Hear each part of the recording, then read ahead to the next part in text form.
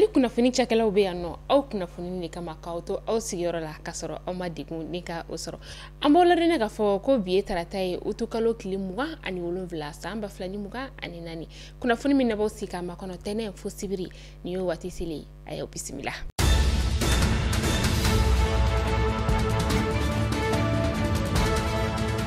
Kunnafoni daminɛla bi an ka jamana ɲɛmaa n'o ye Kolonɛl Asimi Goyita ye ale makɔnɔnen don Chine jamana o kɔnɔna la min ni a ka kan ka taa Forum sur la coopération Chine Afrique ka o ko kɔni ka ye o la a kan ka kɛ septembre kalo tile 4 ka taa kuncɛ a tile 6 san 2024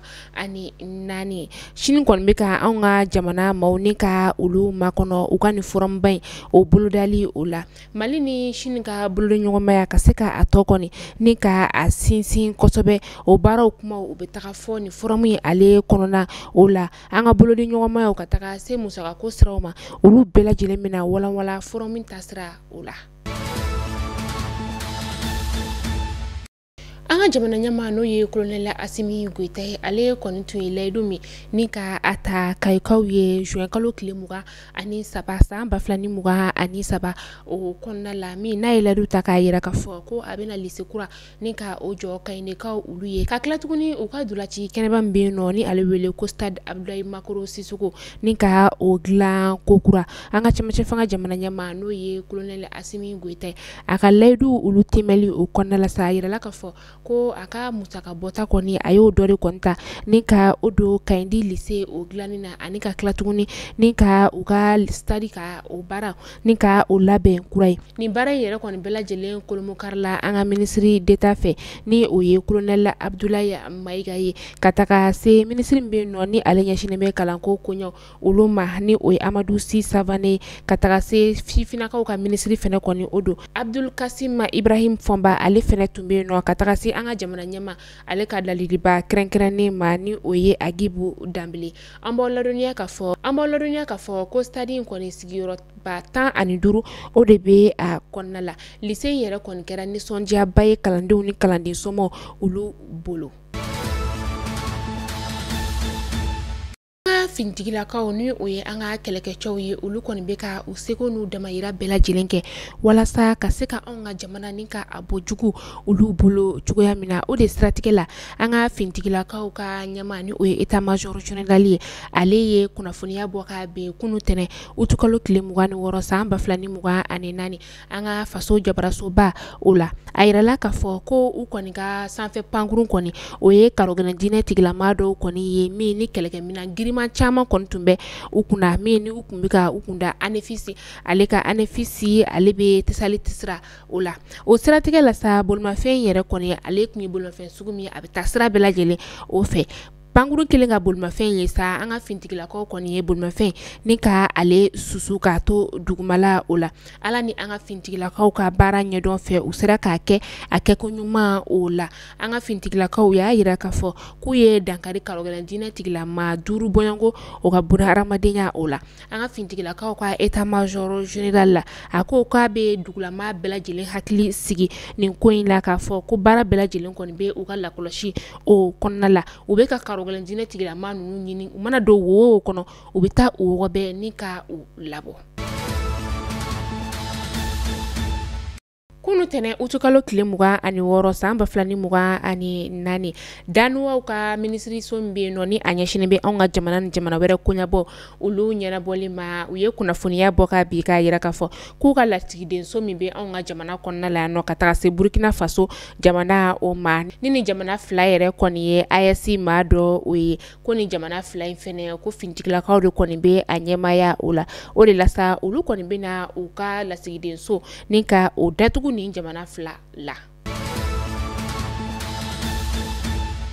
Idrissa Sangare ale jasura an ka faba kɔnɔna la yan nɔ utukalo tile 14 san 2024 Idrissa Sangare yɛrɛ kɔni ye ale tun ye développement rural la o commission ɲɛma dɔ ye ka tila tuguni 5e législature o fɛnɛ maa dɔ kɔni tun do Azma CFP o kɔnɔna la 3e vice président bureau min ne ale tɛmɛna Tapital Pulaku o kɔnɔna la a tun bɛ o fɛnɛ la Tapital Pulaku ale ɲɛma ni o ye Abu Soye ale kunnafonidilaw ni ka olu wele Idrissa Sangare ale ka tununi ko o la. Kunnafonidilaw welelen sa a y'a yira k'a fɔ ko a kɔni ye sɛbɛnfura ni ka o ci an ka ministre d'État ale ma ni o ye colonel Abdoulaye Mayiga ye ka se ka ɲɛfɔli kɛ a ye Idrissa Sangare ale ka tununi ko la k'u k'a lajɛ ka u sen don a ɲinini o la ka sababuya kɛ kabi wagati min na a jasobaw olu fɛ maa si t'a dɔn a bɛ yɔrɔ kelen min na an bɛ wagati min na i n'a fɔ sisan nɔ. Idrissa Sangare yɛrɛ kɔni wasaden kɔrɔ dɔ fɛnɛ kɔni o don o n'a ta bɛɛ lajɛlen fɛnɛ na Abdou So ale y'a yira ko kura k'a fɔ ko a ye sɛbɛnfura fɛnɛ ni ka o ci an ka ministre min bɛ yen nɔ ni a ɲɛsinen bɛ an ka jamana ni jamana wɛrɛ koɲɛbɔw olu ɲɛnabɔli ma ni o ye Abdoulaye Diop ye a ye sɛbɛnfura ci o fɛnɛ ma k'o fɛnɛ k'a lajɛ ka Taputal Pulaku maaw ni ka u dɛmɛ walasa Idrissa Sangare ale bɛ se ka ye cogoya min na k'a yira maaw la k'a fɔ ko Taputal Pulaku kɔni bɛ ka a seko n'a damayira bɛɛ lajɛlen kɛ walasa Idrissa Sangare ale bɛ se ka ye cogoya min na o de siratigɛ la sa Taputal Pulaku ka ɲɛmaasigi kura min ni a kun kan ka boloda septembre kalo tile 14 ka taa kuncɛ a tile 15 la u ye a bɔ a dɔgɔkɔrɔ k'a bila septembre kalo tile 29 na fo ka taga se a tile 30 o ma natɔ la u ka fɔla ko yani o wagati kɔfɛlen cɛ sa Idrissa Sangare ala ye mai ale bɛ se ka ye yani don kɔfɛlen cɛ an bɛ dugawu kɛ sa ala ka segin ni Idrissa Sangare ɲuman ye ka na a ka denbaya o kɔnɔna la ka sɔrɔ baasi fosi mɛn a sɔrɔ.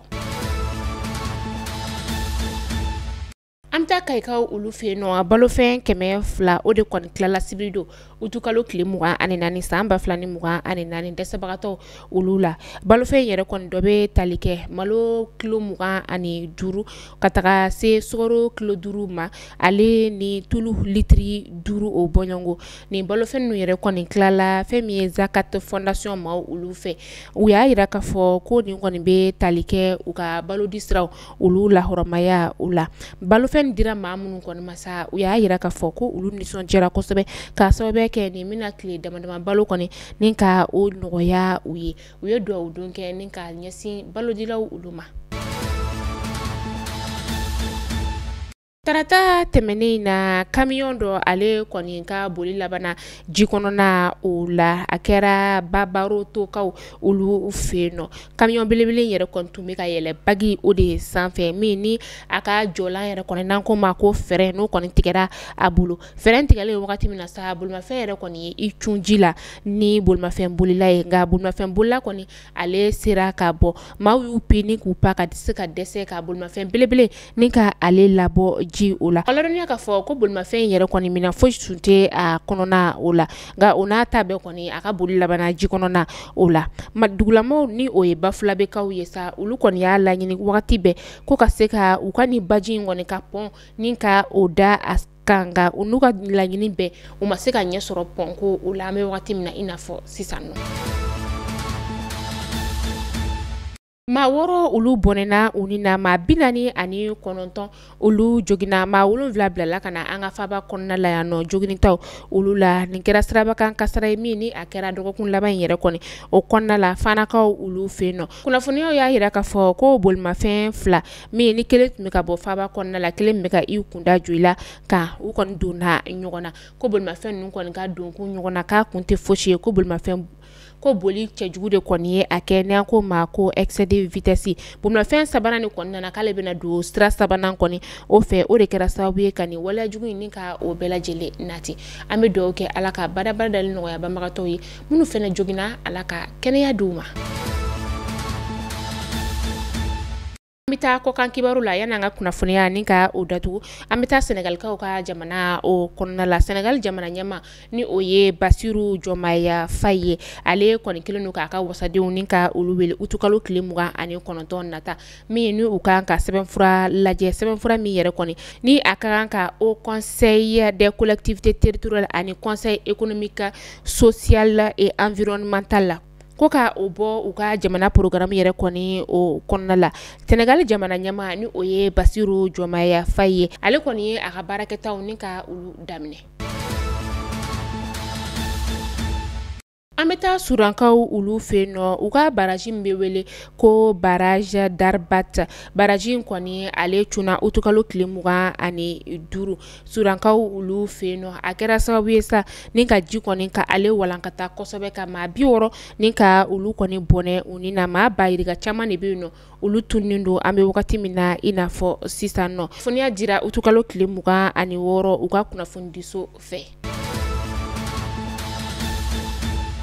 Mali kunnafoni jabarani lajɛbaw aw kulo garizɛgɛ kɛra ni kunnafoni damadama de bi ni k'a da u kelenkelenna bɛɛ lajɛlen kulo kan. Yani an ka kunnafoniya datugu sa an bɛ Bakari Suguna an b'ale fo ni wagati na yan fo Faransi jamana o kɔnɔna la k'an ka tungarange bɛɛ lajɛlen fo tungarange o tungarange k'i bɛ k'an lajɛ an ma jamana bɔ jamana na an bɛ foli belebeleba ta ni ka o di aw ma. Aw bɛ ka an ka flash lajɛ yɔrɔ o yɔrɔ an b'a ɲini aw fɛ an ka flash aw ka aimer ni ka a partager k'a bila aw limanaw olu kunna aw ka taa an ka plateforme kelenkelenna bɛɛ lajɛlen kan ni ka an ka information ka olu lajɛ yen nɔ aw k'an bɛn donna nataw la kunnafoni kuraw olu kɛnɛ kan sini ni Ala sɔnna ma aw ni Asatu Dunbiya an n'ale bɛ ɲɔgɔn sɔrɔ nɔ kunnafoni kuraw olu kɛnɛ kan.